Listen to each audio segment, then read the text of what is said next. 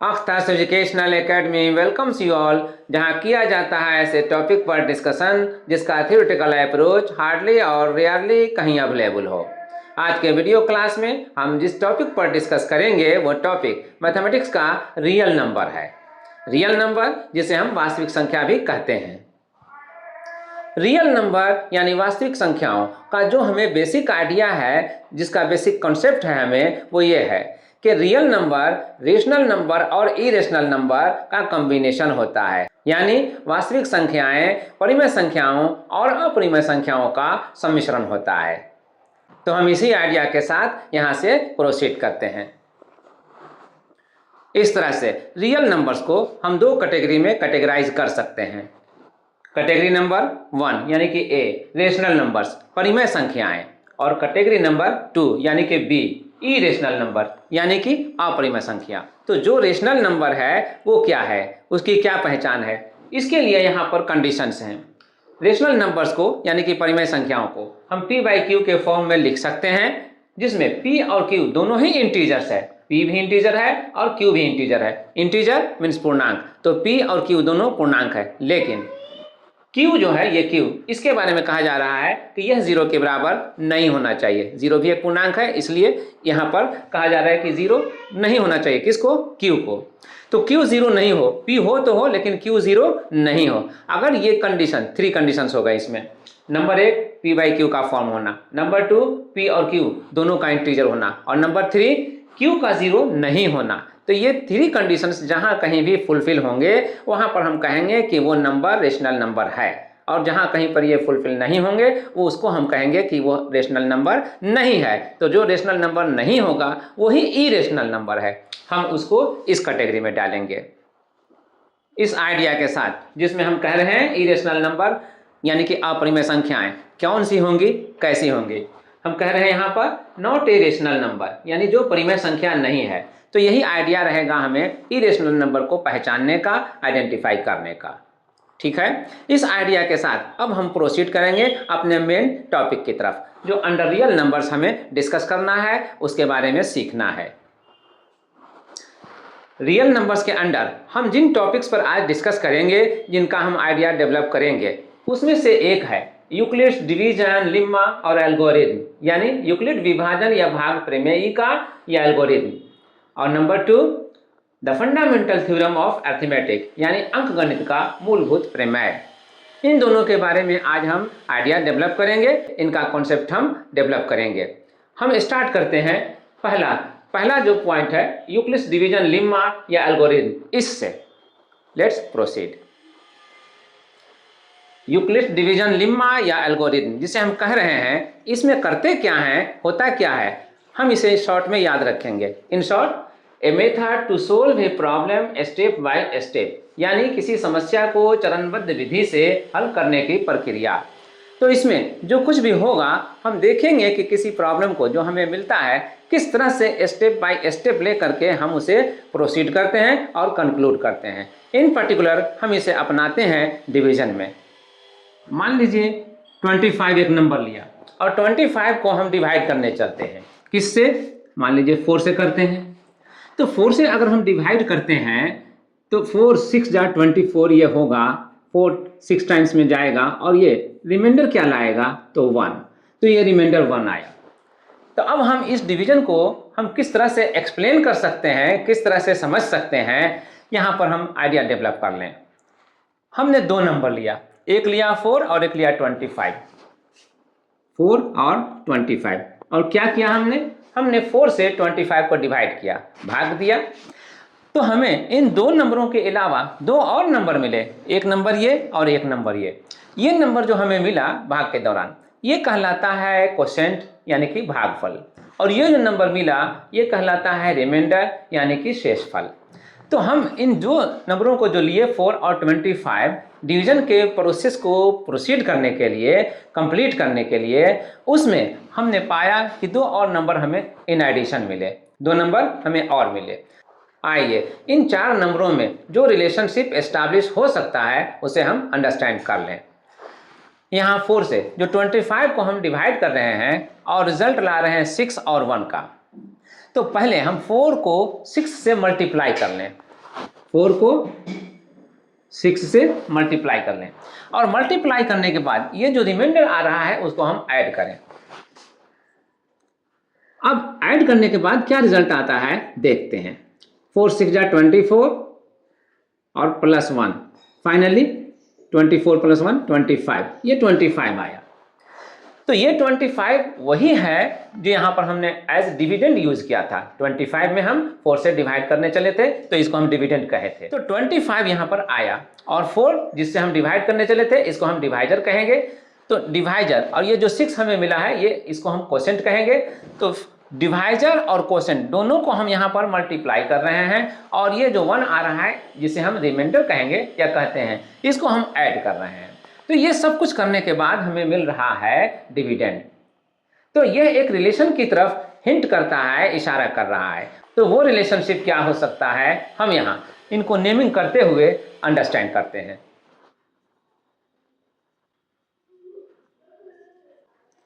4 जिसे हम डिवाइड करने चले हैं इसको कहते हैं डिवाइजर यानी कि भाजक। ये 6 जो आया है इसको कहते हैं हम कोसेंट यानी कि भागफल। और ये 25 जिसे हम डिवाइड करने जा रहे हैं, भाग करने जा रहे हैं, इसको हम कहते हैं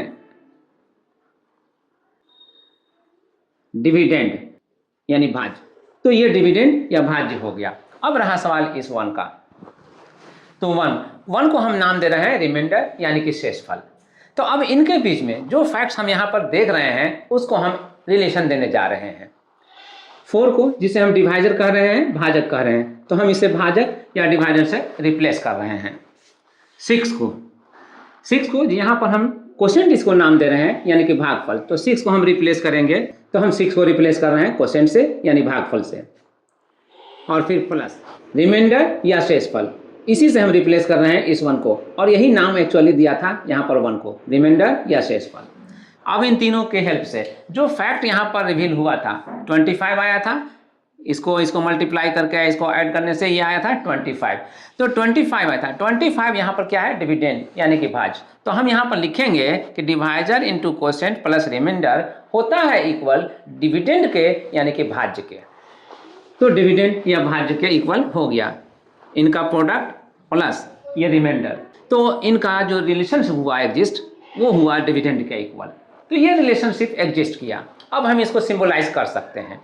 अगर यहाँ पर डिवाइजर जिसे हम भाजक नाम दे रहे हैं इसको हम b से रिप्रेजेंट करें और यहाँ पर कोसेंट, ये जो कोसेंट दे रहे हैं नाम भागफल, इसको हम q से रिप्रेजेंट करें। और अगर हम रिमाइंडर यानी कि शेषफल को हम r से रिप्रेजेंट करें तो अब ये डिविडेंड या भाज्य जो बच रहा है उसको हम a से रिप्रेजेंट करें। तो इनके बीच में जो रिलेशनशिप एग्जिस्ट कर सकता है वो इस रिलेशनशिप से हमें मिल सकता है, मिल जाता है। तो ये रिलेशनशिप यहाँ पर सिंबलाइज हुआ। BQ + R = A। B divisor को रिप्रेजेंट कर रहा है, Q कोसेंट को रिप्रेजेंट कर रहा है, R रिमाइंडर को रिप्रेजेंट कर रहा है और A इस डिविडेंड को रिप्रेजेंट कर रहा है। तो इनके बीच में ये रिलेशनशिप हुआ। अब इसे इस तरह से लिखिए या फिर इस तरह से लिखिए A = BQ + R। तो या तो ये फॉर्म या तो ये फॉर्म, ये दोनों ही फॉर्म एक रिलेशन को शो कर रहा है, रिवील कर रहा है। और यही रिलेशन यहाँ पर कहलाता है यूक्लिड्स डिवीजन लेम्मा या एल्गोरिथम का इक्वेशन फॉर्म। ठीक है, तो ये इक्वेशन फॉर्म हो, ये समीकरण हो गया एक तरह से। अब इसका यूज़ क्या है, इसका एप्लीकेशन क्या है, समझना हमें ये है। तो इसका एप्लीकेशन जो है वो नंबर 1, किसी भी नंबर को हम इस फॉर्म में एक्सप्रेस कर सकते हैं। हमें पहचानना सिर्फ ये होगा कि उसमें डिवाइजर कौन सा है, उसमें डिविडेंड कौन सा है, और उसके बाद जो कोसेंट आ रहा है वो क्या है और जो रिमाइंडर आ रहा है वो क्या है। अलग अलग डिवाइजर रहने पर सेम डिविडेंड के लिए भी अलग अलग रिलेशन शो हो सकता है, अलग अलग फॉर्म शो हो सकता है। और नंबर 2 जो यूक्लिड्स डिवीजन एल्गोरिथम का एप्लीकेशन है उसमें नंबर 2 किसी भी दो नंबरों के बीच की या दो से ज़्यादा नंबर हैं उनके बीच में हम HCF को फाइंड आउट कर सकते हैं इनके हेल्प से। अब हम इसका प्रैक्टिकली एक्सपीरियंस करने के लिए कुछ प्रॉब्लम्स को लेंगे और उसे वर्कआउट करेंगे। Let's do. ये 2 प्रॉब्लम ले रहे हैं अंडर द एग्जाम्पल नंबर 1। ये दोनों प्रॉब्लम को हम वर्कआउट करेंगे, लेकिन पहले देखें कि प्रॉब्लम में इंफॉर्मेशन क्या है और टास्क क्या है। प्रॉब्लम नंबर 1 का 1 part, use Euclid's division algorithm to find the HCF of 867 and 255, that is HCF of 867 और 255।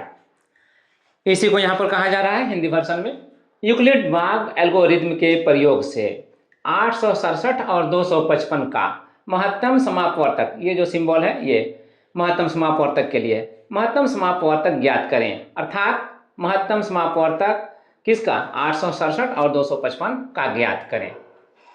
Part number 2, show that any positive odd integer is of the form 6q + 1, 6q + 3 और 6q + 5, यानी सिद्ध करना है, साबित करना है, सिद्ध करें कि किसी धन विषम संख्या का रूप 6q + 1, 6q + 3 या 6q + 5 होता है। तो दोनों में हमने देख लिया क्या इन्फॉर्मेशन है और क्या हमें करना है। हम स्टार्ट करते हैं पार्ट 1 से। यहाँ पर बहुत सिंपल सा टास्क है कि जो 2 नंबर दिया हुआ है 867 और 255, इसका हमें HCF पता करना है, फाइंड आउट करना है। HCF के बारे में हमें जो बेसिक आइडिया है वो यही है कि अगर हम ऐसा कोई नंबर ढूंढ पाते हैं बड़ा से बड़ा जो दिए हुए 2 नंबरों को कंप्लीट डिवाइड कर दे, यानी पूरी तरह से भाग दे दे, पूरी तरह से भाग उसमें लग जाए, तो वो बड़ा से बड़ा नंबर वो हाईएस्ट कॉमन फैक्टर कहलाता है, जिसे हम शॉर्ट में HCF कहते हैं, महत्तम समापवर्तक, महत्तम सम अपवर्तक। अपवर्तक का मतलब ही होता है भाग देने वाला, तो सम अपवर्तक, महत्तम सम अपवर्तक, तो महत्तम समापवर्तक हमें यहाँ पर फाइंड आउट करना है यूक्लिड डिवीजन एल्गोरिथम को यूज करके। ठीक है, तो यूक्लिड डिवीजन एल्गोरिथम को हम पहले यहाँ पर नोटिस में ले आवें, मेंशन कर दें, उसके बाद फिर हम प्रोसीड करें। यूक्लिड डिवीजन एल्गोरिथम का जो फॉर्म हमने देखा, जो रिलेशन हमने देखा वो यही देखा, A = BQ + R, ये। तो अब इसमें A डिविडेंड है, याद करें, B डिवाइजर है, Q क्वोशिएंट है, R रिमाइंडर है। तो इन सबों को हम समझते हुए, इनका सिंबल को समझते हुए अब हम यहाँ से प्रोसीड करेंगे किस 2 नंबर के लिए। तो नंबर 1 हमारे लिए है यहाँ पर 867 और नंबर दूसरा जो हमारे लिए यहाँ पर 255। तो हम इनके लिए हम यूज करेंगे इसको, इस एल्गोरिथम को। हाँ, यहाँ पर एक पॉइंट है जो नोटिस में लाने के लायक है, इक्वेशन या रिलेशन को एस्टैब्लिश करते वक्त वो मिस कर गया था। ये जो रिमाइंडर R है, ये रिमाइंडर का वैल्यू जो होता है वो इस B से कम तक होता है, लेकिन 0 से शुरू होता है और इसका B का जो भी वैल्यू रहेगा उससे 1 कम तक रहेगा। जैसे हमने शुरू में जो एग्जाम्पल लिया था 4 से 25 को डिवाइड करने के लिए, तो जो रिमाइंडर हमें आया था 1 आया था। ठीक है, तो इसी तरह से अगर हम 4 से डिवीजन करने के लिए हम 25 के बदले में 26 लेते तो जो रिमाइंडर आता वो क्या आता, तो वो आता 2, उसमें आता रिमाइंडर 2। तो रिमाइंडर 2 आता अगर हम 26 में डिवाइड करते तो। फिर अगर 27 लेते तो रिमाइंडर क्या आता, 27 में अगर हम 4 से डिवाइड करते तो फिर रिमाइंडर जो आएगा वो 3 आएगा। इसी तरह से अगर हम 28 लेते तो क्या होगा, 28 अगर हम लेंगे तो 4 7 या 28, ये कंप्लीट डिवाइड हो जाता है 7 टाइम्स में, तो इसमें रिमाइंडर नहीं आएगा। जब रिमाइंडर नहीं आएगा तो R का वैल्यू 0 ले लिया जाएगा, इसीलिए R के वैल्यू को 0 से लेकर के B जो डिवाइजर है उससे 1 कम तक हम रखते हैं। तो R का वैल्यू 0 से शुरू होगा और B जो भी वैल्यू हो B का उससे 1 कम तक रहेगा। अब हम इसको यूज़ करेंगे इस पार्ट के लिए, पार्ट 1 के लिए। यहाँ पर जो 867 एक नंबर है और 255 दूसरा नंबर है, इसमें हम क्या करेंगे, यूक्लिड्स डिवीजन एल्गोरिथम को यूज़ करने के लिए एक को हम डिवाइजर बनाएंगे और दूसरे को हम डिविडेंड बनाएंगे। क्लियरली, जो ग्रेटर नंबर होगा, जो बड़ा नंबर होगा उसी को हम डिविडेंड बनाएंगे यानी कि भाज्य बनाएंगे, और जो छोटा स्मॉलर नंबर होगा उसको हम डिवाइजर बनाएंगे यानी कि भाजक। जब A = 867 एंड B = 255 तो अब हम यहाँ पर रखेंगे A का वैल्यू और यहाँ पर रखेंगे B का वैल्यू। 255 यहाँ पर डालने के बाद, 867 यहाँ लिखने के बाद और 255 यहाँ रखने के बाद हम यहाँ जो आना चाहिए Q के लिए वैल्यू, Q का वैल्यू हम ऐसा कौन सा सिलेक्ट करें जिससे हम इस B को जो 255 है इसको हम मल्टीप्लाई करें, गुना करें, तो या तो वो 867 आ जाए या ठीक इससे कम रहे। तो मान लीजिए हम यहाँ पर 200 और यहाँ पर 800 देखते हुए हम डिसाइड करते हैं 4 से डिवाइड करने का। तो 4 से यहाँ पर 255 को मल्टीप्लाई करेंगे, तो 4 से मल्टीप्लाई करने पर 4 टू जा 800 हो जाएगा ऐसे ही। और जो 55 है उसको भी हम 4 से अगर मल्टीप्लाई करें तो 55 4 जा कितना हो जाएगा 220, तो ये भी आ जाएगा। तो इसके माने ये हुआ कि 4 टाइम्स में ये अगर हम लगाएं इसको 4 से मल्टीप्लाई करके, तो ये जो वैल्यू आएगा प्रोडक्ट वो इससे बढ़ जाएगा, इंक्रीज कर जाएगा। तो ऐसे केस में हम 4 से यहाँ पर मल्टीप्लाई नहीं करेंगे, यानी कि इसमें 4 से डिवाइड नहीं करेंगे। तो फिर 3 हम यहाँ पर यूज़ करेंगे। 3 5 जा 15 और 3 5 जा 15 और 1 16 और 3 2 जा 6 और 1 7, ये आया 765। ये 765 को हम क्या करेंगे, अब हमें यह देखना होगा कि इस 765 में कितना ऐड करें कि ये 867 आ जाए। जितना ऐड करेंगे नेचुरली वही R के जगह पर होगा, इस R के जगह पर यहाँ पर लिखा जाएगा।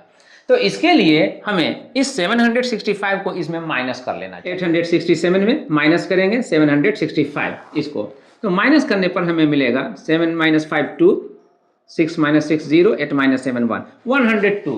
ये 102 आया इन प्लेस ऑफ R, तो यहाँ पर लिखेंगे 102। क्लियर। अब यहाँ पर क्या करते हैं, जैसा कि एल्गोरिथम कहता है, यूक्लिड डिवीजन एल्गोरिथम कहता है, स्टेप बाय स्टेप हम प्रोसीड करते हैं। तो स्टेप बाय स्टेप में ये स्टेप नंबर 1 माना जाएगा। नेक्स्ट स्टेप में यानी स्टेप नंबर 2 में अब जो रिमाइंडर आ रहा है उसको हम लेंगे, और यहाँ जो डिवाइजर था इसको अब हम लेंगे। इस रिमाइंडर और इस डिवाइजर में ग्रेटर नंबर 255 है, इसलिए 255 को हम डिविडेंड बनाएंगे। तो इसको आप यहाँ पर ले लीजिए 255, और ये जो 102 है इसको ले लीजिए यहाँ पर 102। तो 255 में हम क्या करेंगे 102 से डिवाइड करेंगे। तो सवाल फिर वही है, 102 में हम कितना से मल्टीप्लाई करें कि वो प्रोडक्ट जो आए वो 255 आए या ठीक उससे कम रहे। इसके लिए अगर हम 2 से इसको मल्टीप्लाई करते हैं तो 204 हो जाता है, और यहाँ पर 255 है, तो 204 ये हो रहा है मल्टीप्लाई करने पर, और ये 255 है, कितना ज़्यादा है ये। तो 255 में 204 माइनस करेंगे तो 51 रह जाए, तो 51 ज़्यादा है 51। तो ये 51 जो हुआ अब रिमाइंडर हो गया। अब चूंकि ये डिवीजन कंप्लीट नहीं हुआ है इसलिए इसे प्रोसीड करेंगे, फर्दर प्रोसीड करेंगे। अब नेक्स्ट स्टेप में इस 102 को हम डिविडेंड बनाएंगे, और इस रिमाइंडर को जो 51 है इसको हम डिवाइजर बनाएंगे। लेट्स डू 102 को यहाँ पर अब डिविडेंड बनाया, भाज्य बनाया, और 51 को 51 को यहाँ पर डिवाइजर बनाया, भाजक बनाया। तो अब 51 को हम कितना से मल्टीप्लाई करें कि 102 या ठीक इससे कम रहे। नेचुरली 51 को अगर हम 2 से मल्टीप्लाई कर दें तो 51 2 जा 102 ये हो जाएगा।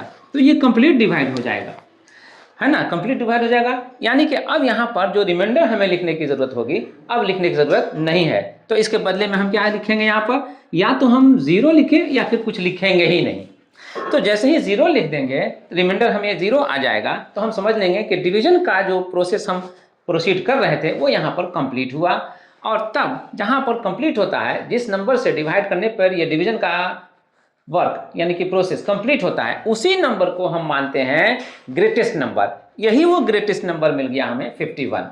तो 51 ही वो ग्रेटेस्ट नंबर है जो 867 और 255 दोनों को कंप्लीटली डिवाइड कर सकता है।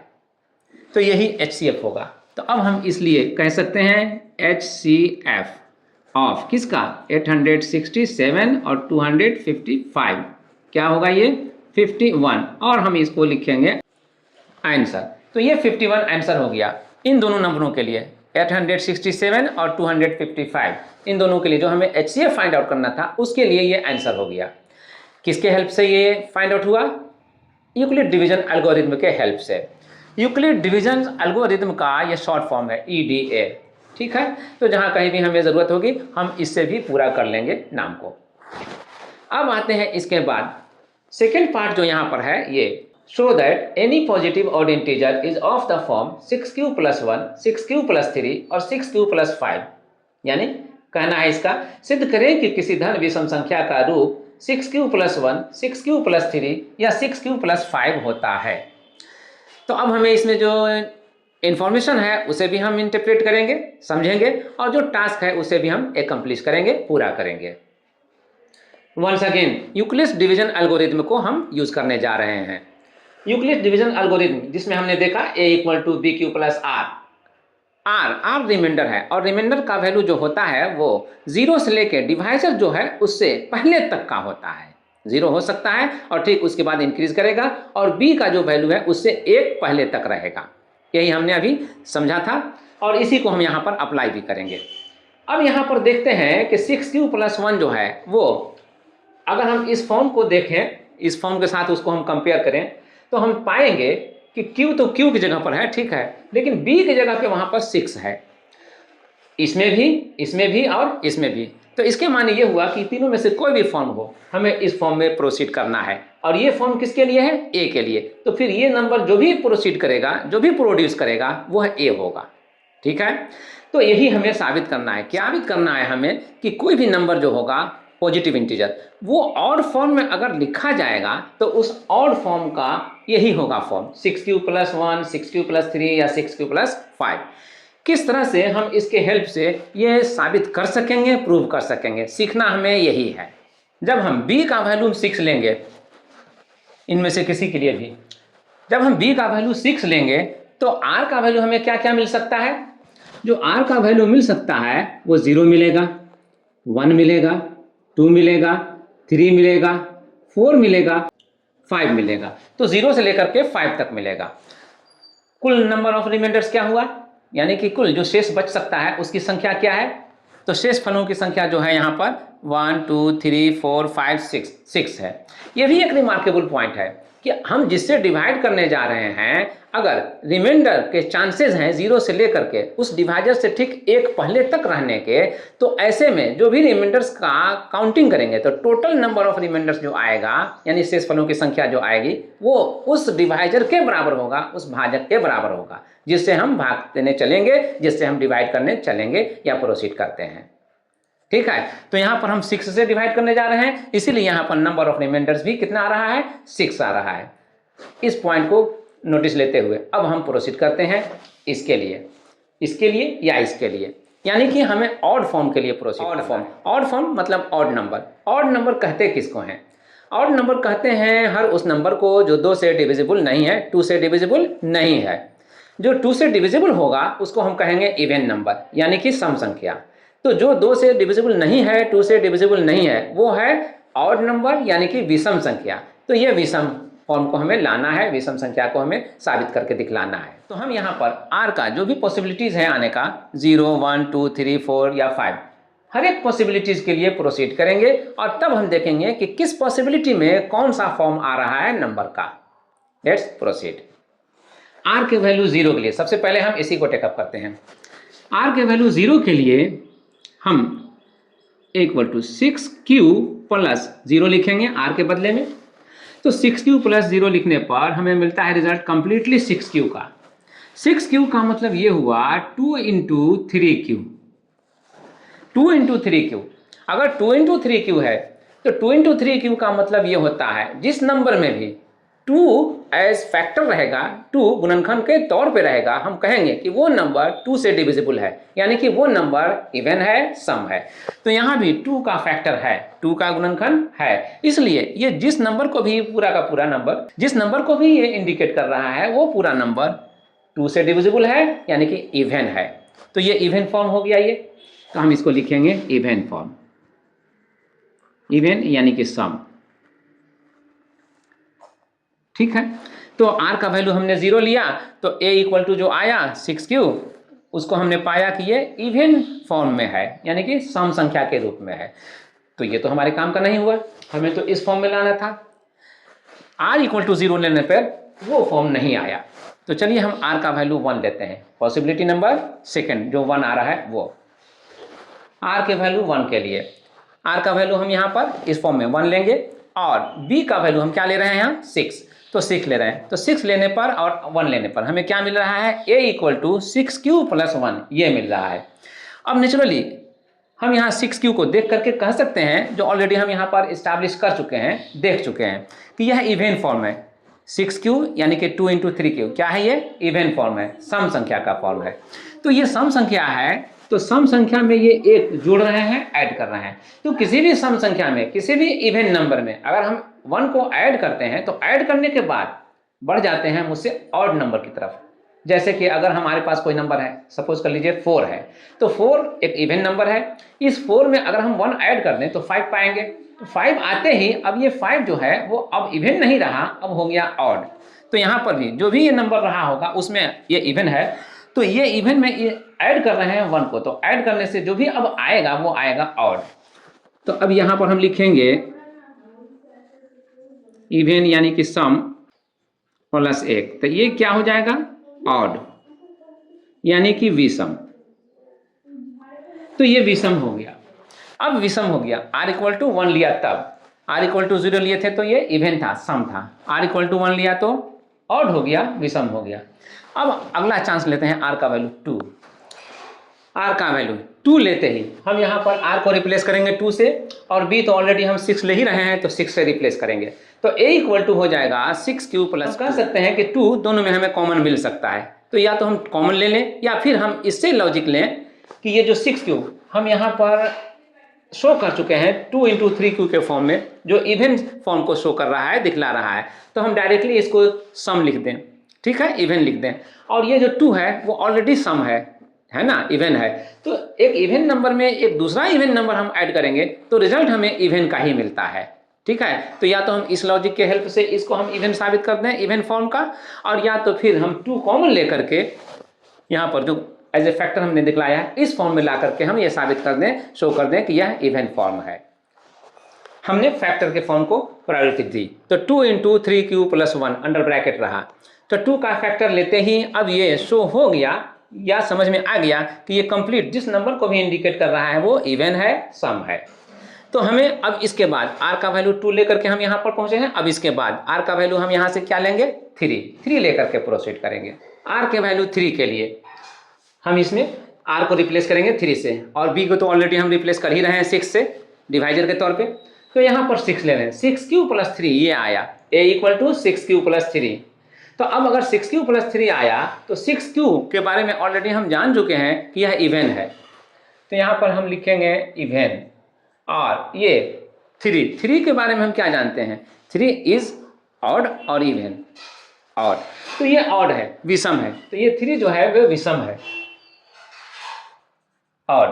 तो ये हो गया सम और ये हो गया विषम, यही हुआ। तो इन दोनों का रिजल्ट क्या आएगा, एक इवन नंबर हो और एक ऑड नंबर हो, दोनों को हम ऐड करते हैं तो रिजल्ट आता है ऑड नंबर का, इसलिए यहां भी आएगा ऑड।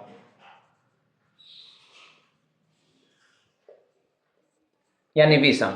तो ए जो आ रहा है 6q + 3 वो कौन सा फॉर्म लेकर आ रहा है, ऑड फॉर्म, यानी कि विषम रूप में आ रहा है। अब हम r का वैल्यू, यहाँ जो पॉसिबिलिटीज है 3 से बढ़कर के 4 तक की आते हैं, तो r का वैल्यू हम 4 लेकर के प्रोसीड करते हैं और फिर देखते हैं कि इसमें कौन सा फॉर्म आ रहा है। r का वैल्यू अगर हम 4 लेते हैं तो ये r को रिप्लेस करेंगे 4 से, तो 6q + 4 ये आ रहा है क्लियरली। अब हम इसमें लॉजिक वही कहेंगे कि 6q जिसे हम दिखला चुके हैं ये इवन फॉर्म है, सम का रूप है, और ये 4 ऑलरेडी इवन है, सम है, तो एक सम और दूसरा सम दोनों को हम ऐड कर रहे हैं तो फिर सम ही आएगा रिजल्ट। तो या तो इस लॉजिक से कीजिए या फिर 2 का कॉमन ले लीजिए और यहाँ पर जो फैक्टर शो कर रहे हैं 2 के रूप में उसको दिखला दीजिए और कह दीजिए कि वो इवन फॉर्म है। तो हमने फैक्टर ले लिया, 2 को फैक्टर ले लिया, जो भी अंडर ब्रैकेट रह गया वो इवन है या ऑड है, लेकिन 2 से जब मल्टीप्लाई होगा तो वो इवन आएगा, तो ये कंप्लीट नंबर इवन को शो करेगा, तो ये a इवन होगा। तो r का वैल्यू 4 लेने पर ये इवन फॉर्म को शो कर रहा है। अब लास्ट वन बच रहा है r = 5, इस पर हम चेक करेंगे 5। तो r को हमने रिप्लेस कर दिया 5 से, जो यूक्लिड डिवीजन एल्गोरिथम का रिलेशन है, इक्वेशन है, उसमें हमने r को रिप्लेस किया 5 से। बी ऑलरेडी रिप्लेस्ड है 6 से, तो जो भी ए इक्वल टू आ रहा है फॉर्म, ये आ रहा है 6 क्यू प्लस 5। अब ये किस नंबर को इंडिकेट कर रहा है, ऑड को या इवन को, हमें देखना ये है। तो अब यहाँ 6 क्यू को हमने किस फॉर्म में शो कर रखा है, इवन फॉर्म में, और 5 कौन से नंबर को इंडिकेट करता है, ये ऑलरेडी ऑड नंबर को इंडिकेट करता है। तो एक इवन है एक ऑड है, एक इवन और एक ऑड दोनों को हम ऐड करेंगे तो कौन सा रिजल्ट मिलेगा, रिजल्ट मिलेगा ऑड का। तो 6 क्यू जो ऑलरेडी सम हो चुका है साबित, और 5 जिसे हम ऑलरेडी जानते हैं यह विषम है। तो एक सम है एक विषम है, यानी एक इवन है एक ऑड है, रिजल्ट क्या आना चाहिए, ऑड का। तो हम इनको कंबाइंडली कह सकेंगे ऑड, ऑड। तो हम r इक्वल टू अगर हम 5 लेते हैं तो जो फॉर्म आता है a equal to 6 q plus 5, वो किसको इंडिकेट कर रहा है, ऑड नंबर होने का।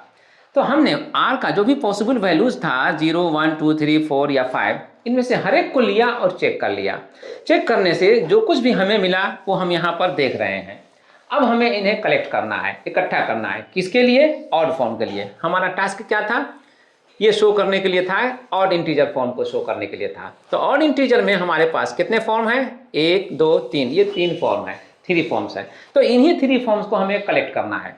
तो क्या ये यहाँ पर अवेलेबल हैं, यहाँ से आते हैं। ये r इक्वल टू 0 लेने पर ये इवन है तो इसको हटा दीजिए, r इक्वल टू 1 से आइए, तो ये अवेलेबल है, तो ये हमारे पास मिल गया ऑड होने का, यहाँ पर ऑड इंडिकेटेड है तो ये फॉर्म हमें मिल गया। अब उसके बाद r इक्वल टू 2 के लिए आते हैं, तो 2 पर भी क्या हमें मिल रहा है, इवन। इसको भी हटा दीजिए, जैसे इसको हटाया था वैसे इसको भी हटा दीजिए, इसको भी हटा दीजिए, इवन हमें नहीं चाहिए। अब r इक्वल टू हम आते हैं 3 के लिए, 3 यहाँ पर लिए हैं, तो r इक्वल टू 3 के लिए जो a आ रहा है ये, यानी कि ऑड रिजल्ट ला रहा है। तो 6 क्यू प्लस 3, यहाँ पर 6 क्यू प्लस 3 ऑड फॉर्म में लाने के लिए है, टास्क है, तो ये हमें मिल रहा है, तो इसलिए ये है ऑड फॉर्म, ये हमें मिल गया। अब इसके बाद फाइनली यहाँ पर आते हैं 6 क्यू प्लस 5 के लिए, तो r का वैल्यू 3 लिए थे तो हमें ये मिला। अब अगला वैल्यू हम r के लिए 4 लेने जा रहे थे, तो 4 के केस में हमें जो मिल रहा है वो इवन मिल रहा है, सम मिल रहा है, तो ये भी हमारे काम का नहीं है, इसको भी छोड़ दीजिए। अब r इक्वल टू 5 के पास आते हैं, तो r इक्वल टू 5 के लिए जब हम ले रहे हैं तो ये ऑड फॉर्म आ रहा है, और ये आ रहा है, यही हमें पाना था, 6 क्यू प्लस 5 यानी ऑड फॉर्म होता है, और हम यहाँ पर ये पा रहे हैं।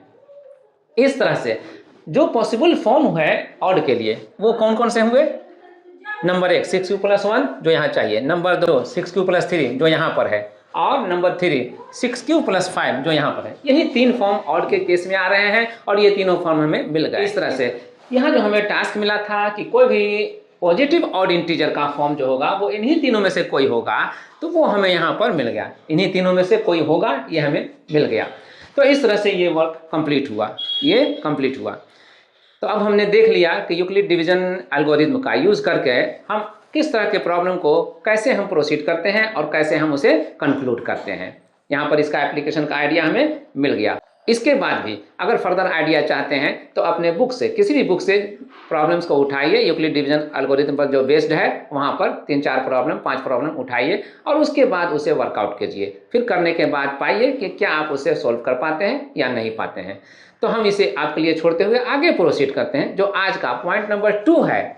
इस हेडिंग के अंदर हमें डिस्कस करने के लिए पॉइंट नंबर 2, और वो है the fundamental theorem of arithmetic. उसकी तरफ हम अब प्रोसीड करते हैं।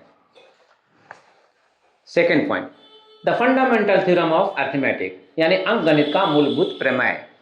क्या है ये? इसे समझने के लिए हम एक एग्जाम्पल लेते हैं। हमारे पास जो भी नंबर्स अवेलेबल हैं उसमें हम कैटेगराइज करते हैं, जैसे natural number, whole number, integer, यानी कि प्राकृतिक संख्या, पूर्ण संख्या या पूर्णांक, और इसी तरह से आगे भी कैटेगराइज करते हैं। इसके अलावा कभी हम सम और विषम में, यानी कि इवन और ऑड में हम कैटेगराइज करते हैं। इसके अलावा हम एक और तरीके से कैटेगराइज करते हैं कि ऐसा नंबर जो अपने साथ साथ किसी और से भी डिविजिबल होता हो, किसी और नंबर से भी डिविजिबल होता हो, और ऐसा नंबर जो अपने अलावा किसी और नंबर से डिविजिबल नहीं होता हो, ऐसा भी हम कैटेगराइज कर सकते हैं। अगर ऐसे करते हैं तो जो नंबर अपने को छोड़ करके, और 1 को भी छोड़ दीजिए, 1 और अपने को छोड़ करके किसी भी दूसरे तीसरे नंबर से डिवाइड हो जाता है, वो नंबर कहलाता है कंपोजिट नंबर, यानी कि यौगिक संख्या। और जो नंबर अपने और 1 को छोड़ करके किसी भी दूसरे तीसरे नंबर से डिवाइड नहीं होता है, वो नंबर कहलाता है प्राइम नंबर, यानी कि रूढ़ संख्या। ठीक है, या अभाज्य संख्या ये भी कह सकते हैं। तो हम यहाँ पर एक एग्जाम्पल लेते हैं अभाज्य संख्या यानी कि प्राइम नंबर के ऊपर। एग्जाम्पल के लिए 2 प्राइम नंबर है, 2 के अलावा और किसी से भी ये डिविजिबल नहीं होता है, 1 को भी छोड़ दीजिए, तो 1 और 2 इसके अलावा किसी से भी डिविजिबल नहीं है। इसके अलावा 3 सेकेंड नंबर हम लेते हैं 3, ये भी प्राइम नंबर है, ये भी अपने और 1 को छोड़ करके किसी दूसरे नंबर से डिविजिबल नहीं है, विभाजित नहीं है। तो 2 इंटू 3 अगर हम करें तो हमें प्रोडक्ट जो मिलेगा वो क्या मिलेगा, ये 6 मिलेगा।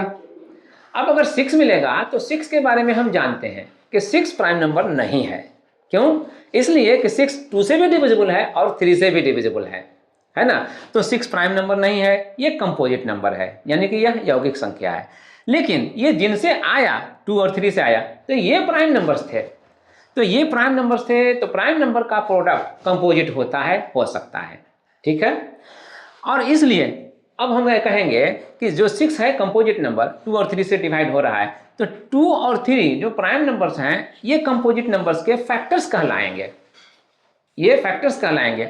2 और 3 को मल्टीप्लाई करके हम 6 ला रहे हैं, तो ये 2 और 3 क्या कहलाएंगे, फैक्टर्स, 6 के फैक्टर्स कहलाएंगे। 6 का जो अदर फैक्टर्स पॉसिबल है वो 1 और 6 ये भी फैक्टर्स पॉसिबल हैं, तो 6 और 1 को भी मल्टीप्लाई करेंगे तो भी 6 आएगा।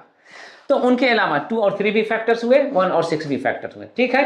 अब इसी के बाद अगर हम फर्दर यहाँ पर प्रोसीड करते हैं 2 इंटू 3 इंटू 3 करके, तो फिर क्या पाएंगे, तो 6 यहाँ तक आए थे, 6 3 जा 18, 18 पाएंगे। 18 भी कंपोजिट नंबर है, ये भी यौगिक संख्या है। तो अगर ये कंपोजिट नंबर है तो 18 का जो फैक्टर्स हुआ वो क्या हुआ, 2 इंटू 3 इंटू 3, यानी कि 2 3 और 3 ये 3 फैक्टर्स हो गए, है ना। और ये तीनों फैक्टर्स प्राइम है, ठीक है। 18 के ये फैक्टर्स हो गए, 2 3 और 3 ये फैक्टर्स हो गए। अब हम इसी तरह से और कुछ हम फैक्टर्स को इसमें इंक्लूड कर रहे हैं। तो अगर हम इंक्लूड करें 2 इंटू 2 इंटू 3 इंटू 3 इंटू, मान लीजिए हमने एक 7 को भी इंक्लूड कर दिया, अब क्या आएगा, तो अब जो आ रहा है यहाँ पर वो हम कह सकते हैं 2 2 जा 4 और 3 3 जा 9, 4 9 जा 36, 36 7 जा 252, तो इनका प्रोडक्ट 252 आया। नेचुरली अगर यह इनका प्रोडक्ट है तो ये कंपोजिट नंबर हुआ, ये कंपोजिट नंबर है, 252 एक कंपोजिट नंबर है, यौगिक संख्या है। 252 का जो फैक्टर्स पॉसिबल हुआ यहाँ पर 2 2 3 3 7 ये ना हुआ, इसको हम एक और फॉर्म में भी लिख सकते हैं ऐसे, 2 का 2 टाइम्स यूज हुआ है तो 2 पे पावर 2 दे करके हम फर्दर 3 को भी 2 बार यूज कर रहे हैं यहाँ पर, तो इसको 3 पे पावर 2 दे सकते हैं और तब 7, तो 2 to the power 2 into 3 to the power 2 into 7, इस फॉर्म में भी हम 252 को यूज कर सकते हैं। इसके अलावा भी और पॉसिबिलिटीज है, कह सकते हैं हम 7 को पहले लिख दें और 3 का स्क्वायर और उसके बाद फिर लास्ट में 2 का स्क्वायर, तभी भी जो आएगा प्रोडक्ट इसका वो कौन सा आएगा, वो प्रोडक्ट यही आएगा 252 ही। क्यों, यहीं पर से एग्जांपल ले लेते हैं। अगर 2 इंटू 3 को हमने प्रोडक्ट लिया है 6, तो 2 इंटू 3 ना करके 3 इंटू 2 करें तब भी 6 आएगा। तो 6 आने के लिए ऑर्डर कोई मायने नहीं रख रहा है, ठीक है। ठीक उसी तरह से जैसे 252 आने के लिए यहाँ पर जो फैक्टर्स थे उनका ऑर्डर यहाँ पर कोई इफेक्ट नहीं डाल रहा था, वैसे ही यहाँ पर भी हम कर सकते हैं। जो 2 इंटू 3 इंटू 3 आ रहा है 18 लाने के लिए, तो 18 लाने के लिए इनके ऑर्डर्स को अगर हम चेंज कर दें तो 3 इंटू 2 इंटू 3 अगर ऐसे भी लिखते हैं तब भी इससे कोई फर्क नहीं पड़ता। कहने का मतलब ये हुआ कि अगर किसी कंपोजिट नंबर्स को यानी कि यौगिक संख्या को हम उसके प्राइम फैक्टर्स में डिवाइड कर रहे हैं, बांट रहे हैं, तो फिर जो प्राइम फैक्टर्स के ऑर्डर हैं, ऑर्डर कोई मायने नहीं रखता है उसके प्रोडक्ट को लाने में, यानी कि कंपोजिट नंबर को लाने में। यही यहाँ पर रिवील हो रहा है, यही यहाँ पर क्लियर हो रहा है, और इसी को हम यहाँ पर स्टेट करेंगे under the heading the fundamental theorem of arithmetic, यानी अंकगणित का मूलभूत प्रमेय। एक्चुअली अंकगणित का मूलभूत प्रमेय ये है, ठीक है, यही है the fundamental theorem of arithmetic का स्टेटमेंट, यानी कि कथन, जो मूलभूत प्रमेय है अंकगणित का उसका ये कथन। There is no matter of order of the prime factors of a composite number if it is factorized into them। यही कहना है इसका, यानी कि अगर किसी यौगिक संख्या को उसके रूढ़ या अभाज्य संख्या के गुणनखंडों में विभाजित किया जाए तो उसके क्रम से कोई फर्क नहीं पड़ता है, ठीक है। अब हम इसके हेल्प से हम एक प्रमेय को, एक थ्योरम को यहाँ पर फर्दर इंट्रोड्यूस करने चल रहे हैं। 20 हमने एक नंबर लिया, तो अब हम 20 को स्क्वायर करें, तो 20 को स्क्वायर करने का मतलब इस तरह से लिखना, और इसको फिर लिख सकते हैं 20 को फैक्टराइज करते हुए। किस तरह से फैक्टराइज करते हुए? 2 इंटू 2 इंटू 5, ऐसा है ना, 2 इंटू 2 4 और उसके बाद फिर 5, तो ये 2 इंटू 2 इंटू 5 मिलकर के क्या लाएगा? 20, कंपोजिट नंबर हो जाएगा। और ये जो आया 2 और 2 और 5, ये प्राइम फैक्टर्स हो गया, 20 का प्राइम फैक्टर्स 2 और 2। तो 2 इंटू 2 इंटू 5 का स्क्वायर हम ले रहे हैं, तो हम इसको भी लिख सकते हैं ऐसे, 2 का स्क्वायर, 2 का स्क्वायर, 5 का स्क्वायर, ऐसा लिख सकते हैं। या फिर हम ऐसा भी लिख सकते हैं, 2 इंटू 2 करके प्रोडक्ट ले लें 4, और 4 इंटू 5 करके जो हम ले रहे हैं स्क्वायर, ऐसे भी ले सकते हैं। तो फिर यहाँ पर हम लिख सकते हैं 4 का स्क्वायर इंटू 5 का स्क्वायर, ऐसे भी लिख सकते हैं। तो अब कुल मिलाकर के ये सब लिखने का तरीका है, वे है किसके लिए? इस 20 के स्क्वायर के लिए। अब यहाँ पर एक फैक्ट को हम देखना चाहेंगे, समझना चाहेंगे। अगर ये 20 का स्क्वायर, मान लीजिए एक नंबर हम 4 लेते हैं, 4 से चेक करना चाहें कि वो इससे डिविजिबल है कि नहीं, तो इस 20 के स्क्वायर में 4 का फैक्टर आना चाहिए। 4 का फैक्टर यहाँ पर अवेलेबल है ना, यहाँ पर 4 का फैक्टर अवेलेबल है। तो अगर ये 4 के फैक्टर यहाँ पर अवेलेबल है, तो हम कह सकते हैं कि ये 4 से डिविजिबल है। अब हम यहाँ पर देखेंगे कि जिस 4 से ये 4 स्क्वायर इंटू 5 का स्क्वायर डिविजिबल हो रहा है, क्या उसी 4 से ये 20 भी डिविजिबल हो रहा है या हो सकता है? अगर 4 स्क्वायर इंटू 5 स्क्वायर 4 से डिविजिबल है, तो 4 स्क्वायर इंटू 5 स्क्वायर रिप्रेजेंट कर रहा है 20 स्क्वायर को, तो हम कह सकते हैं कि 20 का स्क्वायर भी 4 से डिविजिबल है। यस, 4 से डिविजिबल है। तो क्या 4 से ये 20 भी डिविजिबल है? यस, 4 से ये 20 भी डिविजिबल है। तो अब हम यहाँ पर इससे एक फैक्ट को कंक्लूड कर सकते हैं, अगर किसी नंबर का स्क्वायर किसी दूसरे नंबर से डिविजिबल हो जा रहा है, तो हम कह सकते हैं कि जिस नंबर का स्क्वायर डिविजिबल हो रहा है, वो नंबर भी उस दूसरे नंबर से डिविजिबल होगा, कह सकते हैं। यही है जो थ्योरम हम इंट्रोड्यूस करने जा रहे हैं, उसका स्टेटमेंट। Let's proceed. यही थ्योरम है। क्या कहना है इसका? If p divides a square, then p will divide a also. अगर p a स्क्वायर को डिवाइड कर देता है, तो p a को भी डिवाइड कर देगा। यही यहाँ पर भी लिखा है, अगर p a स्क्वायर को विभाजित करता है, तो p a को भी विभाजित कर देगा। ये थ्योरम है। तो अब इस थ्योरम को हम प्रूव करेंगे, किस तरह से? Let's see. जिस a स्क्वायर को हम कह रहे हैं कि वो p से डिविजिबल है, हम उस a स्क्वायर का a को हम फैक्टराइज करते हैं प्राइम फैक्टर्स में। तो a का जो प्राइम फैक्टर्स है, हम उसको सपोज कर रहे हैं कि p1, p2, p3 ये सारे जो हैं वो प्राइम फैक्टर्स हैं a के। लेकिन जिस तरह से हमने यहाँ पर एग्जाम्पल जो लिया था 20 का स्क्वायर या 20 में, कि 20 का स्क्वायर के लिए हम देख रहे हैं कि फैक्टराइज करते हैं प्राइम फैक्टर्स में, तो 2 इंटू 2 इंटू 5 लिख रहे हैं, 2 को रिपीट किया गया। 2 प्राइम फैक्टर्स है, लेकिन वो प्राइम फैक्टर रिपीट हुआ है। तो हो सकता है कि ऐसे जो यहाँ पर प्राइम फैक्टर्स आ रहे हैं a के लिए, इसमें से भी कोई प्राइम फैक्टर्स रिपीट हो रहा हो, हम इससे इनकार नहीं करते। अब इसको सपोज करते हुए हम यहाँ से प्रोसीड कर रहे हैं कि ये प्राइम फैक्टर्स हैं, और इसलिए जब यहाँ पर हमें a स्क्वायर काउंट करना है, तो हम इससे a स्क्वायर लाएंगे। लेकिन पहले हम जब a का ये प्राइम फैक्टर्स है, तो हम कह सकते हैं कि इन सबों का प्रोडक्ट a के इक्वल होगा। यस, a का इक्वल होगा। तो a को हम इक्वल करते हुए इनके प्रोडक्ट के इक्वल करते हुए हम यहाँ से प्रोसीड करेंगे। Therefore a equal to p1 into p2 into p3 into dot dot dot. तो p1, p2, p3 जो प्राइम फैक्टर्स है a का, इन सबों को अगर हम मल्टीप्लाई करें तो प्रोडक्ट आएगा a। इसीलिए हम यहाँ पर ले रहे हैं a equal to p1 into p2 into p3 into and so on pn तक, सबका प्रोडक्ट a के बराबर। अब हम इस रिजल्ट से इस फॉर्म को लाएंगे a स्क्वायर को, क्योंकि a स्क्वायर ही है जिसको p डिवाइड कर रहा है। तो हम यहाँ पर आते हैं a स्क्वायर करने के लिए। a स्क्वायर करेंगे तो p1 का स्क्वायर इंटू p2 का स्क्वायर इंटू p3 का स्क्वायर, ये करते करते लास्ट में pn का स्क्वायर तक हम जाएंगे, तो ये हमें मिलेगा। अब हम जब इस फॉर्म में आ रहे हैं, तो अब हम इसको कंपेयर करने चलें इसके साथ। यहाँ पर देख रहे हैं 4 स्क्वायर इंटू 5 स्क्वायर, ये है यहाँ पर। तो ये जो है वो किसका रिजल्ट है? ये इस 20 स्क्वायर का रिजल्ट है। इस 20 स्क्वायर को हम यहाँ पर अब लिख दें और तब कहें 20 square equal to 4 square into 5 का स्क्वायर, ये हो रहा है। तो जैसे ही 20 स्क्वायर को हम इस तरह से एक्सप्रेस कर रहे हैं, दिखला रहे हैं, तो हम ये कह सकते हैं कि 4 का स्क्वायर इस 20 स्क्वायर का एक फैक्टर है। इसी तरह से 5 का स्क्वायर भी इस 20 स्क्वायर का एक फैक्टर है। तो जो भी फैक्टर होता है किसी नंबर का, हम जानते हैं वो फैक्टर उस नंबर को कंप्लीटली डिवाइड कर देता है। तो यहाँ पर 4 स्क्वायर भी इस 20 स्क्वायर को कंप्लीटली डिवाइड कर देगा।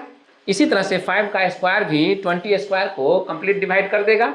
यस, कंप्लीट डिवाइड कर देगा। जब 4 स्क्वायर 20 स्क्वायर को कंप्लीट डिवाइड कर देगा तो फिर हम इससे ये कंक्लूड कर सकते हैं कि सिर्फ ओनली 4 भी इस 20 स्क्वायर को कंप्लीटली डिवाइड कर देगा।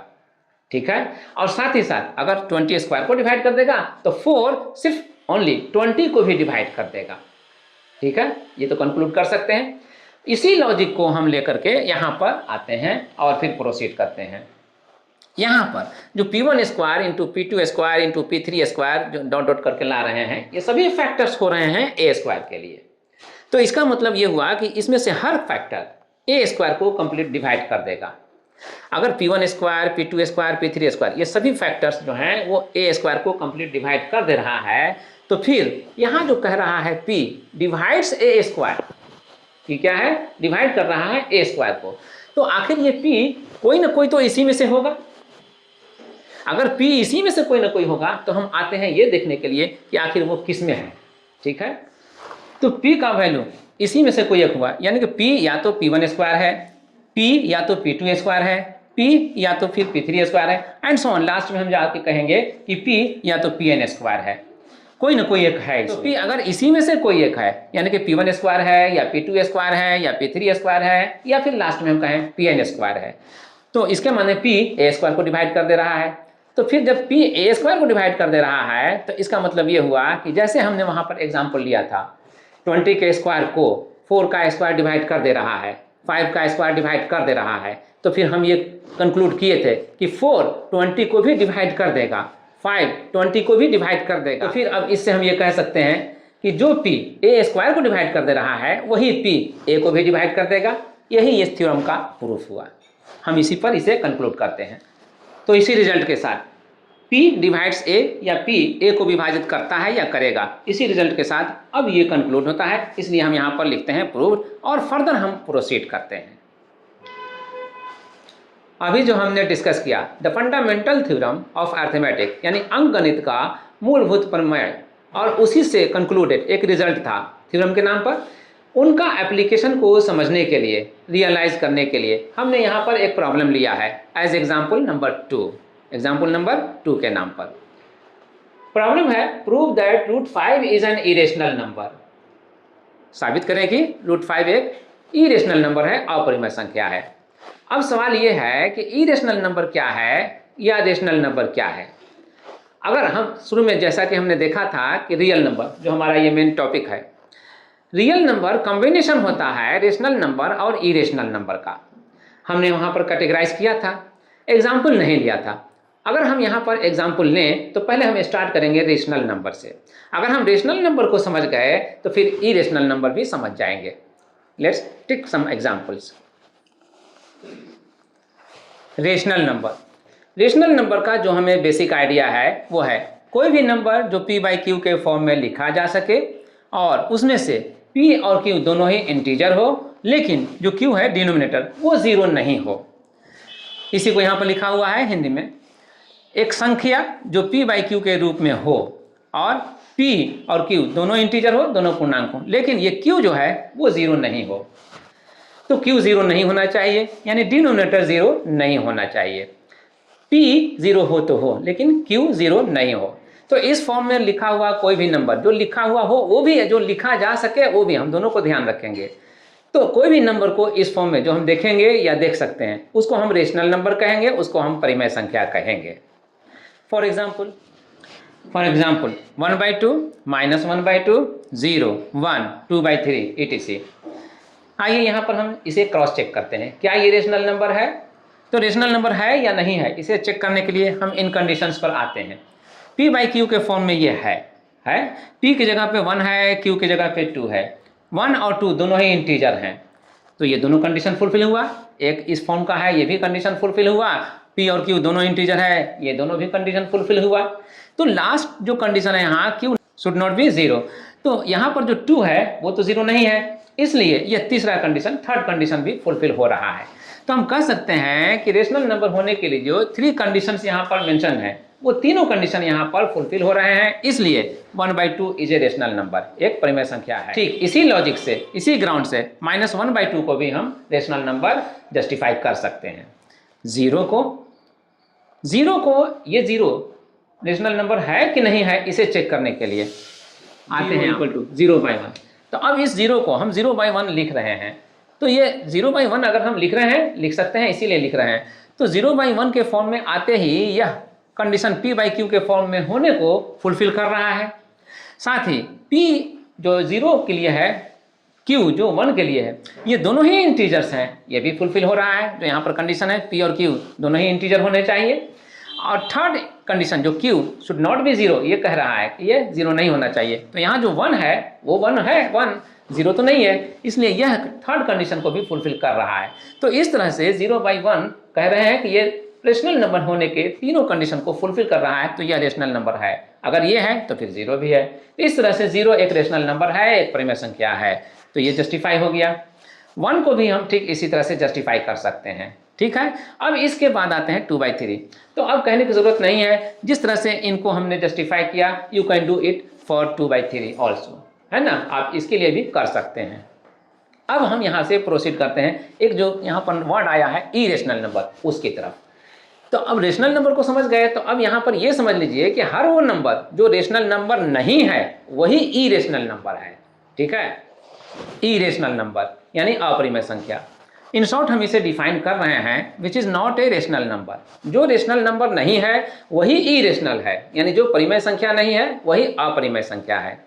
इनफैक्ट रेशनल नंबर और इरेशनल नंबर पर हम डिटेल्स एक वीडियो बना चुके हैं, आप चाहें तो उस वीडियो को वंस अगेन रिव्यू कर सकते हैं, देख सकते हैं। तो उस काम को आपके ऊपर छोड़ते हुए हम यहाँ पर आते हैं मेन टॉपिक पर। जो हमारा प्रॉब्लम है यहाँ पर कि prove that √5 is an irrational number, यानी कि √5 एक अपरिमेय संख्या है, ये साबित कीजिए। हम मेनली अब इस पर आते हैं। इसे साबित करने के लिए जस्ट जो अभी हमने एक कंडीशन यहाँ पर स्टेट किया था, मेंशन किया था रेशनल नंबर के लिए, पहले तो हम उससे भी जस्टिफाई कर सकते हैं। जैसे √5 को हम लिख सकते हैं √5/1, ऐसा तो लिख सकते हैं। तो √5/1 लिख सकते हैं। ठीक, अब हमें ये देखना है कि अगर ये √5/1 लिखा हुआ है तो ये P/Q का फॉर्म है। यस, P/Q का फॉर्म को वो फुलफिल कर रहा है। अब सेकंड कंडीशन जो होना चाहिए कि P और Q दोनों को ही इंटीजर होना चाहिए, दोनों को ही पूर्णांक होना चाहिए। तो यहाँ पर ये जो √5 है, क्या ये पूर्णांक है, क्या ये इंटीजर है? नहीं, √5 एक इंटीजर नहीं है, तो इसको आप कह दीजिए नॉट इक्वल टू इंटीजर, यानी कि पूर्णांक √5 नहीं है। 1 है लेकिन √5 नहीं है, तो 1 है लेकिन √5 नहीं है, इसलिए सेकंड कंडीशन फुलफिल नहीं हो रहा है। दोनों को होना चाहिए था, नहीं हो रहा है, इसीलिए √5 एक इरेशनल नंबर है, रेशनल नंबर नहीं है। बट ये सिर्फ जस्टिफिकेशन हुआ। हम यहाँ पर इसके लिए एक सेपरेट प्रूफ दे रहे हैं उस बेसिस पे जो अभी अभी हमने समझा है, उस थ्योरम को, जिस थ्योरम में हमने देखा कि अगर कोई नंबर P किसी नंबर a² को डिवाइड कर दे रहा है तो P a को भी डिवाइड कर देगा। उस पे हम यहाँ पर इसे एक्सप्लेन करेंगे, उस पे इसे हम यहाँ पर प्रूव करेंगे। Let's proceed. प्रूफ की तरफ प्रोसीड करने से पहले यहाँ पर हम एक बात और नोट करेंगे। इस प्रॉब्लम को वर्कआउट करने में, प्रूव करने में हम एक और लॉजिक का हेल्प लेंगे। वो लॉजिक कहलाता है मेथड ऑफ कंट्राडिक्शन। कंट्राडिक्शन यानी कि विरोधाभास, ऐसी बातें जो एक तरफ कुछ हो दूसरी तरफ कुछ हो, है ना, दोनों जगह पर सही नहीं हो, दोनों जगह के लिए सही नहीं फिट हो रहा हो, तो इसको हम कहते हैं कंट्राडिक्शन, विरोधाभास। तो हम इसी का हेल्प लेंगे इसमें।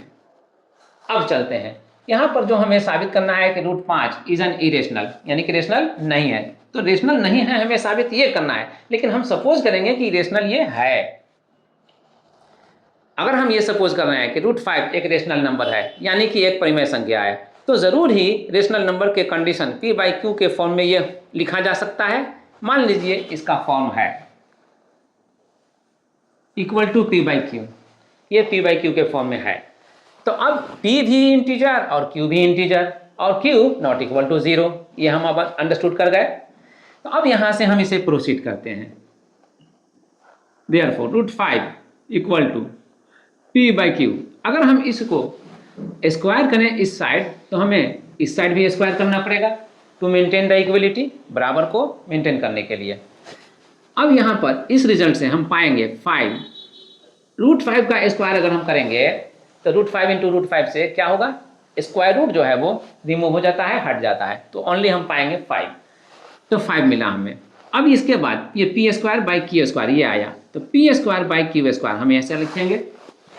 P square by Q square लिखने के बाद क्यू स्क्वायर जो डिनोमिनेटर है इसको हम राइट साइड से लेफ्ट साइड ले जाएंगे और तब ये रिजल्ट हमें मिलेगा 5q square equal to P square. ये P square equal to 5q। जैसे ही ये फॉर्म आ गया 5q square equal to P square, वैसे ही हम ये कंक्लूड कर सकते हैं कि पी स्क्वायर को अगर हम फैक्टराइज करें प्राइम फैक्टर्स में तो उसमें से 5 एक फैक्टर आ रहा है, 5 एक फैक्टर आ रहा है। तो 5 अगर एक फैक्टर आ रहा है तो इसके माने ये हुआ कि 5 से पी स्क्वायर डिविजिबल है। ठीक है, यही ना था जो थ्योरम हमने अभी अभी समझा उसमें। यस, अगर 5 से पी स्क्वायर डिविजिबल है तो 5 से पी भी डिविजिबल होगा, हम इसको भी कंक्लूड करेंगे। तो इस कंक्लूजन को अब यहाँ पर हम मेंशन करते हैं कि अगर 5 फैक्टर है पी स्क्वायर का तो 5 पी स्क्वायर को डिवाइड करता है, 5 पी स्क्वायर को डिवाइड करता है, इसके माने 5 पी को भी डिवाइड करता है। ठीक, इस पे कंक्लूड करते हुए अब हम आते हैं, अगर 5 पी को विभाजित कर दे रहा है, डिवाइड कर दे रहा है, तो पी को हम फैक्टराइज कर सकते हैं 5 के फॉर्म में। यस, 5 का एक फैक्टर लेकर के हम पी को फैक्टराइज कर सकते हैं। तो दूसरा फैक्टर हम कुछ भी दे सकते हैं, सपोज कर लीजिए वह m है, तो मान लीजिए p इक्वल टू 5m। ठीक है, तो अब पी स्क्वायर इक्वल टू क्या हो जाएगा, पी स्क्वायर इक्वल टू हो जाएगा 5m का स्क्वायर, यानी कि 25m स्क्वायर। ये 25m स्क्वायर ये हुआ। तो अब पी स्क्वायर जो यहाँ पर हम ले रहे हैं 5q स्क्वायर के इक्वल, तो अब हम पी स्क्वायर को यहाँ से रिप्लेस कर सकते हैं वहाँ पर और कह सकते हैं 5q square equal to 25m square. ये इससे 5 से 25 को आप कैंसिल कर सकते हैं 5 टाइम्स में। कैंसिलेशन के बाद q स्क्वायर आएगा 5m स्क्वायर के इक्वल, तो 5m स्क्वायर के इक्वल आया q स्क्वायर। इसके माने ये हुआ कि q स्क्वायर को अगर हम फैक्टराइज करें तो वो भी 5 का एक फैक्टर लेकर के फैक्टराइज किया जा सकता है। यस, तो q स्क्वायर भी 5 से डिविजिबल है। तो अब जो रिजल्ट हमें मिला यहाँ से उसको हम यहाँ पर कंक्लूड कर रहे हैं। q square equal to 5m square से 5 q स्क्वायर को डिवाइड कर देगा, क्योंकि 5 यहाँ पर फैक्टर हो रहा है q स्क्वायर के लिए, तो 5 q स्क्वायर को डिवाइड कर देगा। जो हमने थ्योरम अभी डिस्कस किया था कि अगर कोई नंबर p किसी नंबर a स्क्वायर को डिवाइड कर देता हो पूरा, तो वही p उस a को भी डिवाइड कर देगा। तो यहाँ पर 5q स्क्वायर को डिवाइड कर दे रहा है, तो यही 5q को भी डिवाइड कर देगा। इसलिए यहाँ पर कंक्लूड कर रहे हैं 5 डिवाइड्स q, यानी कि 5q को विभाजित करता है। तो अब हम इससे कंक्लूड कर सकते हैं कि 5 is a factor of q, लेकिन यही 5 को यहाँ पर हम ला चुके हैं कि 5 is a factor of p। तो 5p का भी फैक्टर हो रहा है, 5q का भी फैक्टर हो रहा है, यानी कि 5 एक कॉमन फैक्टर हो गया, p और q के लिए कॉमन फैक्टर हो गया। बट यहाँ पर जो हम p बाई क्यू ले रहे हैं वो ऐसा नहीं ले रहे हैं। हम यहाँ पर p बाई क्यू जो हम लेंगे या लेते हैं तो वो प्राइम नंबर्स में लेते हैं। तो इस बेसिस पे यहाँ पर जो रिजल्ट आ रहा है ये तो उसको कंट्राडिक्ट कर रहा है, कंट्राडिक्ट कर रहा है कि अगर p और q प्राइम फैक्टर्स हैं तो हम उसके बेसिस पे कह सकते हैं कि इनको फर्दर हम फैक्टराइज नहीं कर सकते। लेकिन जो ये रिजल्ट आ रहा है ये तो कह रहा है कि 5 p और q का फर्दर एक अलग से फैक्टर है, यानी कि 5 p और q दोनों को ही विभाजित कर दे रहा है, कर देता है। यही चीज उसको कंट्राडिक्ट कर रहा है, यानी कि यहाँ पर विरोधाभासी हो रहा है कंडीशन, और इसीलिए हम यहाँ पर लिखते हैं कि इट कंट्राडिक्ट्स या दिस कंट्राडिक्ट्स द स्टेटमेंट। इसीलिए अब हम यहाँ से प्रोसीड करेंगे कि ये ऐसा इसलिए कंट्राडिक्ट कर रहा है, ये रिजल्ट आ रहा है क्योंकि हम यहाँ पर सपोज कर रहे थे कि √5 इज ए रेशनल नंबर, यह रेशनल नंबर है। अगर हम रेशनल नंबर नहीं सपोज करते तो ये कंट्राडिक्शन भी नहीं आता। ठीक है, तो बस इसी लॉजिक को हम यहाँ पर स्टेटमेंट देते हैं और उसके बाद इसे कंक्लूड करते हैं। ये जो रिजल्ट है वो उसी को यहाँ पर लिखा गया है जो रिजल्ट को अभी हमने डिस्कस किया। 10 5 is a common factor of P and Q. तो 5 पी और क्यू दोनों का उभयनिष्ठ गुणनखंड है, लेकिन but this contradicts the fact, ये जो रिजल्ट आया है वो एक फैक्ट को अपोज कर रहा है, कॉन्ट्राडिक्ट कर रहा है, यही कह रहा है यहाँ पर। But this contradicts the fact that A prime number can not be further factorised, और यही यहाँ पर हिंदी में भी लिखा है, लेकिन यह उस तथ्य का विरोध करता है जिसमें कहा जाता है कि कोई अभाज्य संख्या को आगे गुणनखंड नहीं किया जा सकता है। तो ऐसा रिजल्ट जो आ रहा है कि 5 जो आ रहा है कॉमन फैक्टर पी और क्यू दोनों के लिए, ऐसा रिजल्ट इसलिए आ रहा है क्योंकि हमने सपोज किया था √5 इज ए रेशनल नंबर। हमारा सपोज करना रॉन्ग है, इससे यही साबित हुआ कि ये नहीं हो सकता है। तो बस अब हम यही कह देंगे कि √5 is not a rational number. अगर √5 रेशनल नंबर नहीं है तो फिर यह इरेशनल नंबर है, और यहीं पर हमारा ये प्रॉब्लम कंक्लूड हो जाता है। Let's do it.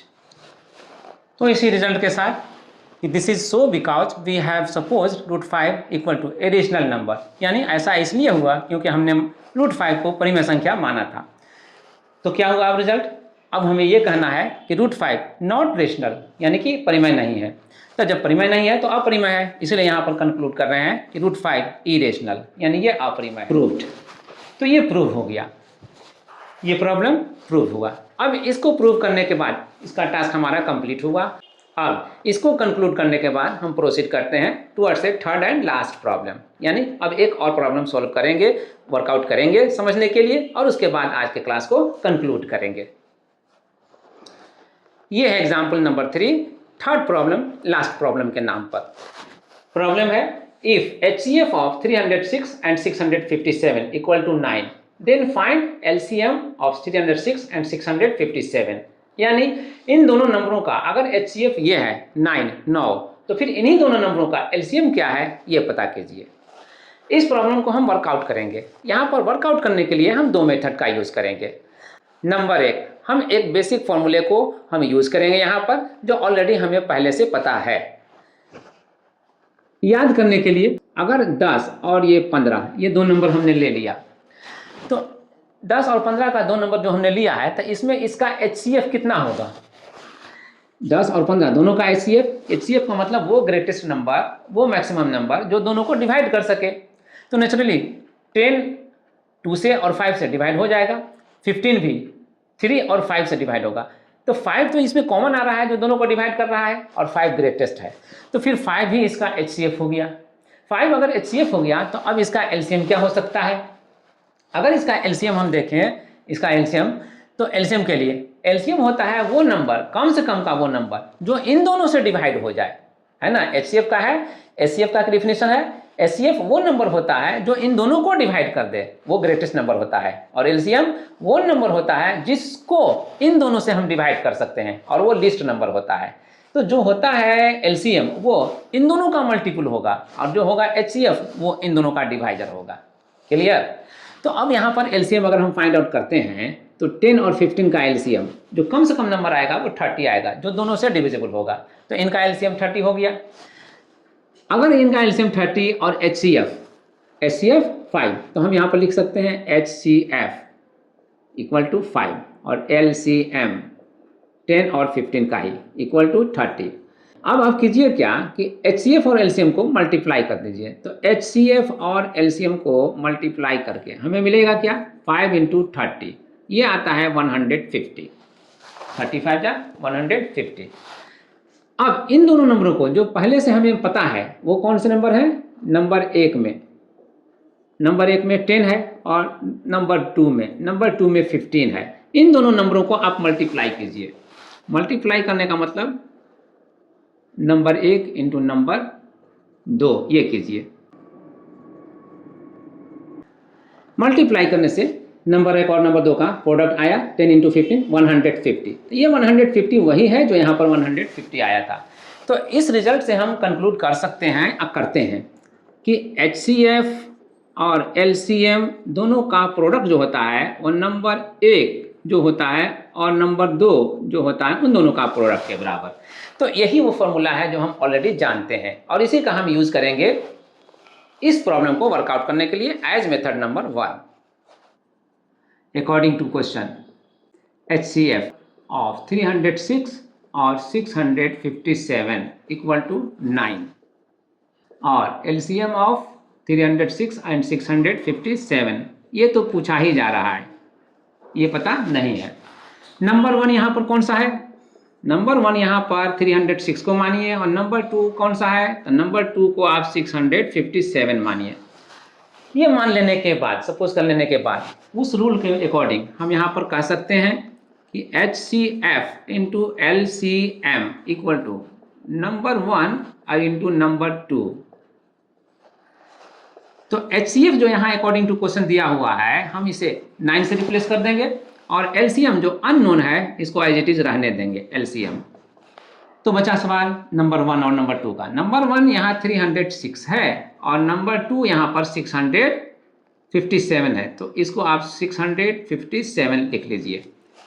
Therefore LCM को फाइंड आउट करने के लिए 306 इंटू 657 बाई 9, इस 9 को रिमूव कीजिए, लेफ्ट साइड से राइट साइड लाइए, तो ये ऐसा करने पर ये डिनोमिनेटर हो जाएगा। अब 9 से जो भी नंबर न्यूमरेटर का डिविजिबल है उसे डिवाइड, 34 टाइम्स में ये कैंसिल हो जा रहा है, 34 टाइम्स में कैंसिल हो गया। अब रहा 34 इंटू 657, इसका प्रोडक्ट कितना आएगा? वो 22,338 ये आ रहा है। इन दोनों का प्रोडक्ट हम यहाँ पर लिखेंगे 22,338, और यही आंसर होगा। This is the required answer for LCM। LCM यही हो गया। तो एक मेथड से ये प्रॉब्लम वर्कआउट हुआ, किस तरह से हुआ ये हमने देख लिया, समझ लिया। अब आते हैं मेथड नंबर 2 की तरफ। मेथड नंबर 2 में हम यूज़ करेंगे जो हमने पढ़ा, अभी डिस्कस किया, the fundamental theorem of arithmetic, यानी कि अंकगणित का मूलभूत प्रमेय, जिसमें हमने देखा था कि किसी भी कंपोजिट नंबर को हम जो प्राइम फैक्टर्स में डिवाइड करते हैं तो वह यूनिक होता है। एक जो प्राइम फैक्टर आ गया वो अब दोबारा प्राइम फैक्टर रिपीट हो सकता है, लेकिन फिर और किसी दूसरे तरह का प्राइम फैक्टर नहीं आएगा, तो हम उसका यहाँ पर हेल्प लेंगे। और इसलिए 306 और 657 इन दोनों को हम यहाँ पर क्या करेंगे? फैक्टराइज करेंगे प्राइम फैक्टर्स में। 306 को हम प्राइम फैक्टर्स में फैक्टराइज करेंगे। इसके लिए हम किसी भी तरह से स्टेप ले सकते हैं। Let's do.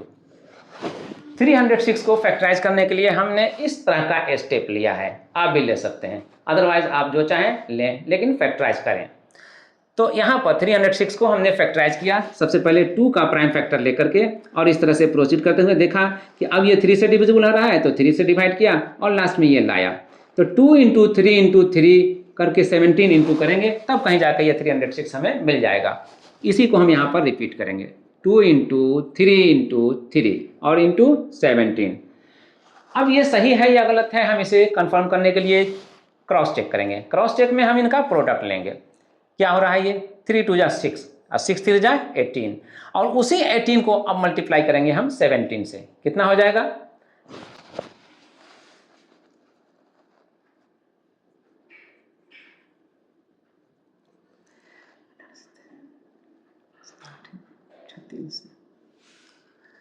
सेवेंटीन इन जा 136 और 17 1 जा 17 और 136 का 6 तो यहाँ पर ले लिया।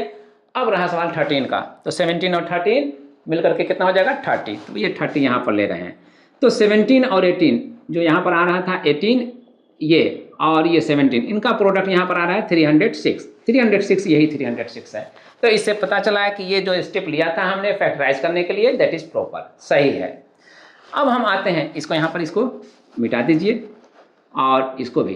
अब हम आते हैं सेकंड नंबर जो 657 है उसको फैक्टराइज करने के लिए।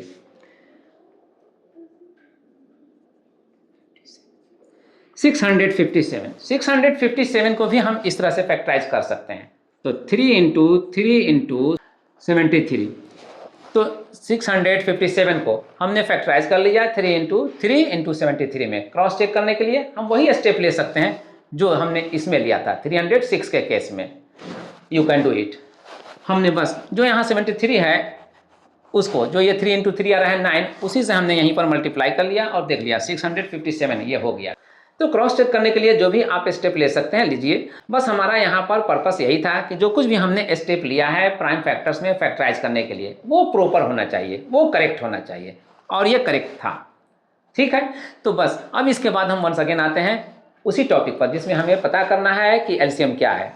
तो फैक्टराइज तो हमने ये कर दिया, इसको भी फैक्टराइज कर दिया। एलसीएम पता करने के लिए और एचसीएफ पता करने के लिए भी यहाँ पर एक बेसिक फैक्ट है, उसको याद रखिए। चूँकि हमने पहले भी कहा था एचसीएफ में वो नंबर जो हम ढूंढते हैं वो दिए हुए नंबरों को कंप्लीटली डिवाइड करता है, तो नेचुरली वो जो होगा नंबर दिए हुए नंबरों से कम होगा, छोटा होगा।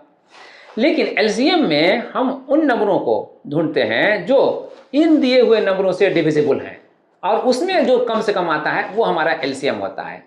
तो ठीक है, तो जो नंबर आएगा जो इन दोनों से डिविजिबल होगा तो वो इन दोनों से ग्रेटर होगा, बड़ा होगा। तो इन दोनों नंबरों से जो ग्रेटर नंबर होगा उसको हम कैसे फाइंड आउट करेंगे? उसको फाइंड आउट करने के लिए हम इनका मल्टीपल्स लेते हैं। मल्टीपल यानी कि अपवर्तज। अब अपवर्तज लेने के लिए हम क्या करते हैं? सिंपल सा एग्जाम्पल ले लीजिए।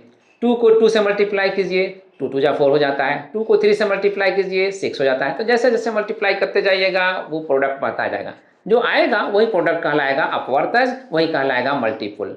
अब हम फाइनली इसी प्रॉब्लम पर आते हैं जिसमें हमें एलसीएम को फाइंड आउट करना है। एलसीएम को फाइंड आउट करने में चूंकि हमें ग्रेटर नंबर ढूंढना है इन नंबरों से, तो जो भी ग्रेटर नंबर होगा और इनसे डिविजिबल होगा उसमें ये सारे जो फैक्टर्स आ रहे हैं इसके लिए और इसके लिए, ये फैक्टर्स वहाँ भी अवेलेबल होंगे, और साथ ही जो इनको उस फैक्टर से हम मल्टीप्लाई कर करके इनका मल्टीपल्स फाइंड आउट करेंगे वो नंबर तो होगा ही। तो पहले हमें कम से कम इन फैक्टर्स को रखने वाला वो नंबर ढूंढना होगा। इन फैक्टर्स को रखने वाले में हम यहाँ पर देख रहे हैं 3 यहाँ पर 2 टाइम्स है, 3 यहाँ पर भी 2 टाइम्स है, तो जो एलसीएम होगा एलसीएम उसमें ये 3 का फैक्टर अवेलेबल होगा और 2 टाइम्स होगा। मैक्सिमम टाइम्स में जो फैक्टर आता है वही हमें सिलेक्ट करना है, लेना है। तो 3 × 3 ले लीजिए। अब उसके बाद ये जो 2 है यहाँ पर तो है लेकिन यहाँ पर नहीं है, तो जो इसमें है इसमें नहीं है उससे कोई फर्क नहीं पड़ता है। एलसीएम के लिए हमें हर उस फैक्टर को लेना है जो यहाँ पर अवेलेबल है। 2 है यहाँ पर तो यहाँ पर लेंगे 2 × तब 3 × 3 लिखेंगे। और उसके बाद फिर यहाँ 17 है, यहाँ नहीं है, यहाँ 73 है, यहाँ नहीं है। बट अभी कहा ना मैंने कि फैक्टर्स जो भी अवेलेबल हैं हमें सबको मेंशन करना है, क्योंकि हम मल्टीपल्स जा रहे हैं लेने के लिए एलसीएम में। तो मल्टीपल्स में ये कम से कम जो फैक्टर्स आए हैं वो सब रहेंगे, इसीलिए यहाँ पर 17 और 73 ये भी रहेगा। तो अगर ये रहेगा तो अब इनका फाइनल प्रोडक्ट क्या होगा?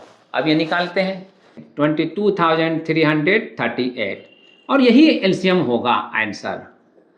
तो अब इस एलसीएम को इससे कंपेयर कीजिए जो इस मेथड से लाया गया था 22,338, तो इससे भी वही आया था, इससे भी वही आ रहा है। इसके माने ये हुआ कि हमारा प्रोसेस जो था, मेथड जो था वो प्रॉपर था, सही था, है भी। अब इसके साथ ही आज के क्लास को हम कंक्लूड करते हैं। उम्मीद है आज का क्लास आपके लिए यूज़फुल रहा होगा। अगर कहीं पर कोई डाउट या कोई कॉम्प्लिकेशन है तो प्लीज़ कमेंट बॉक्स में अपने कमेंट के ज़रिए मुझे फीडबैक दीजिए। आने वाले किसी न किसी वीडियो क्लास में जहाँ कहीं भी पॉसिबल हुआ उसे मैं क्लियर करूँगा। ठीक है, तो इसके साथ ही आज का क्लास हम कंक्लूड करते हैं। मिलते हैं फिर किसी वीडियो क्लास में, फिर किसी टॉपिक पर डिस्कशन करते हुए। Thank you.